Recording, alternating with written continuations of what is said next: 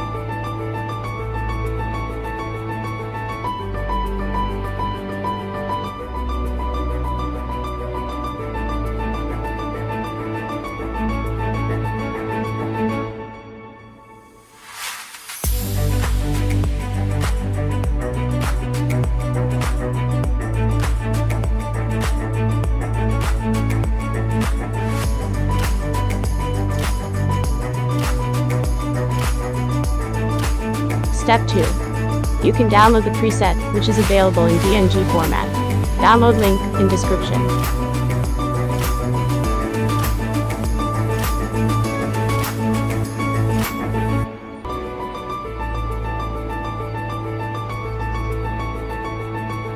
You can copy this setting and paste your photos.